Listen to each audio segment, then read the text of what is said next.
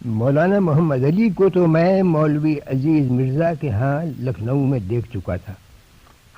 مسلم league نئی نئی قائم ہوئی تھی اور مولوی عزیز مرزا اس کے پہلے سیکریٹری تھے۔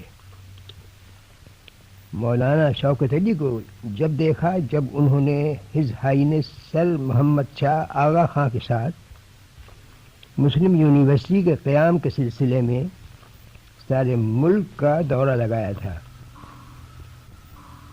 آغا خان دلی سے گزرے تو میں ان کی تو بس ایک جھلک دیکھ سکا، لیکن مولانا شوکت علی کو لوگوں سے گھل مل کر باتیں کرتے دیکھا۔ گاڑی روانہ ہونے کے وقت تک وہ باہر پلیٹ فارم پر کھڑے رہے۔ پھر 1912 میں یہ دونوں بھائی دلی آ بسے اور اتفاق سے میرے پڑوسی بن گئے۔ مولانا محمد علی مجھ روکھے پھیکے سے آدمی کو بہت عزیز رکھتے تھے۔ میں ان کے ہاں جاتا تھا، وہ میرے ہاں آتے تھے۔ مولانا شوکت علی سے زیادہ تعلقات نہیں بڑھے، تاہم ان کا کام نظروں کے سامنے تھا۔ مولانا شوکت علی کے کارنامے چند منٹوں میں بیان کر دینے کا ناممکن ہے۔ میں ان کی صرف ایک خصوصیت کا ذکر کروں گا، جس خصوصیت نے ان کے ہاتھوں سے سر آغا خاں کو مسلم یونیورسٹی قائم کرنے میں کامیاب کرایا تھا اور گاندھی جی کے سر پر ہندوستان کو آزاد کرانے کا تاج پہنوایا تھا۔ مولانا شوکت علی عوام سے عوام کی سطح پر اتر کر برتاؤ کرتے تھے اور عوام کے دل موہ لیتے تھے۔ اس اعتبار سے ان کے مرتبے کا کوئی آدمی ان کا مقابلہ نہیں کر سکتا تھا۔ شاید مولانا محمد علی تنہا گاندھی جی کو مدد دینے اٹھتے تو گاندھی جی اتنے کامیاب نہ ہوتے جتنے مولانا شوکت علی کی مدد سے کامیاب ہو گئے۔ ہندوؤں نے مولانا محمد علی کو بھلا دیا اور مولانا شوکت علی تو آخر عمر میں قائد اعظم محمد علی جناح کے ہمنوا تھے، لیکن تاریخ ان دونوں بھائیوں کو نہیں بھول سکے گی۔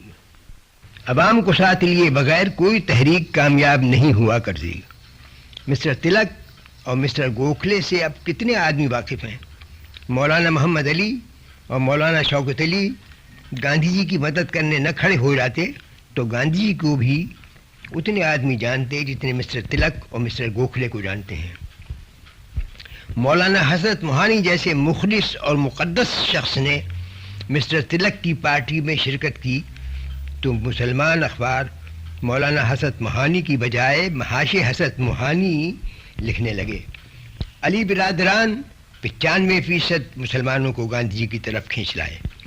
مسلمانوں کی شمولیت سے قبل کانگریس بے جان تھی، مسلمانوں کی شمولیت سے کانگریس میں جان پڑ گئی۔ 2-3 واقعے سناتا ہوں جن سے مولانا شوکت علی کی طبیعت کا بھی اندازہ ہوگا اور مقبولیت اور محبوبیت کا بھی۔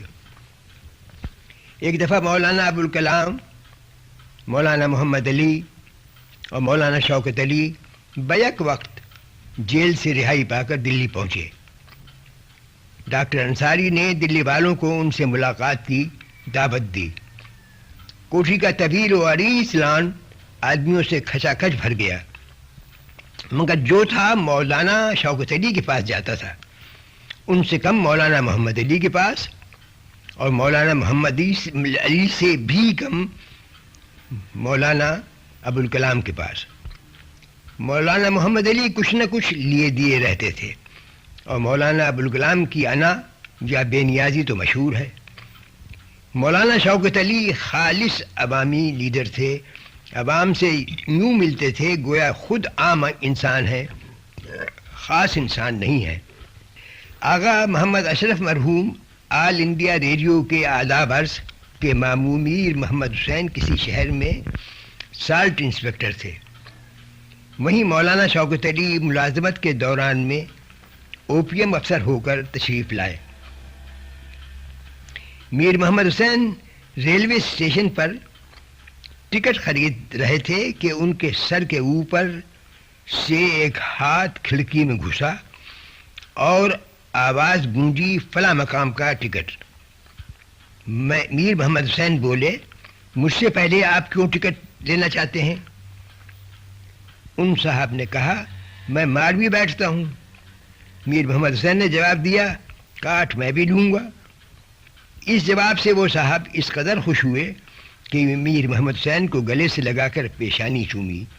وہ صاحب مولانا شوکت علی تھے. ایک دفعہ میرا اور مولانا شوکت علی کا آگرے سے دلی تک ساتھ ہو گیا. مولانا شوکت علی بمبئی سے آ رہے تھے. ان کا سیکرٹری ہر مہینے ایام 20 کے روزے رکھا کرتا تھا. اس دن روزے سے تھا. پلول کے اسٹیشن پر غریب میں دہی بڑے خریدے اور کچھ اور خریدنے چلا گیا.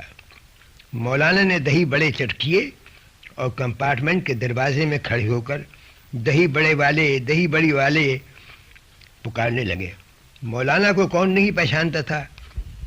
دہی بڑے والا بھی حاضر ہو گیا اور خلقت کا ٹھٹ لگ گیا. حاضرین میں پلول کے باشندے موجود تھے.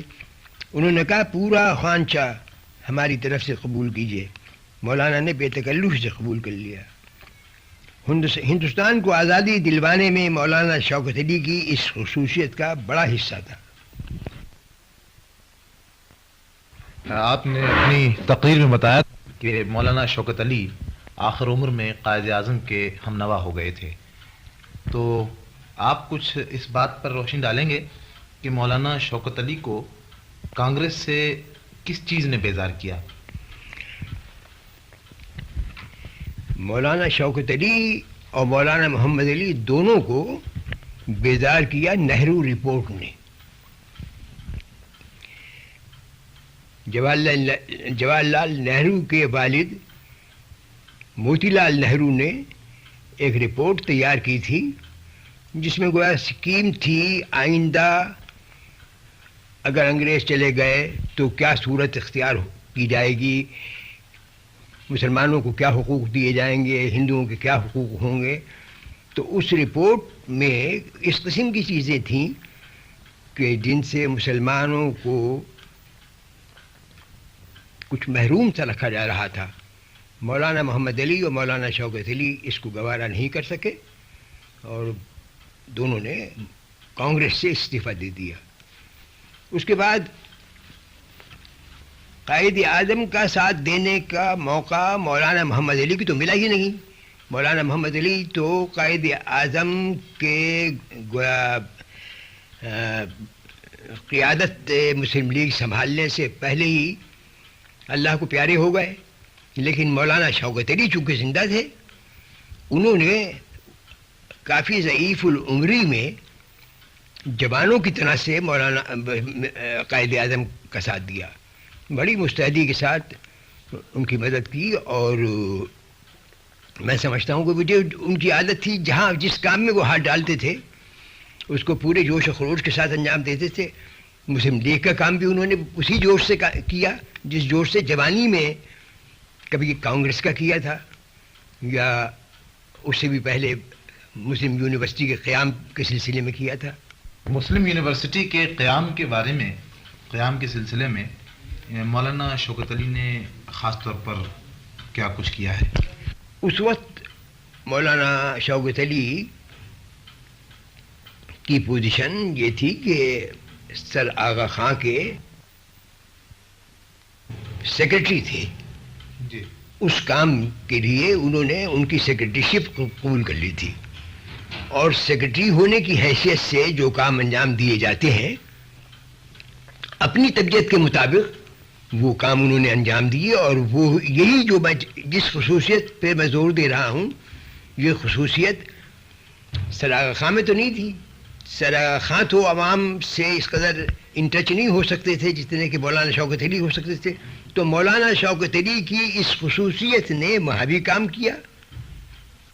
9:15 بجے ہلو صبح 8:45 ہلو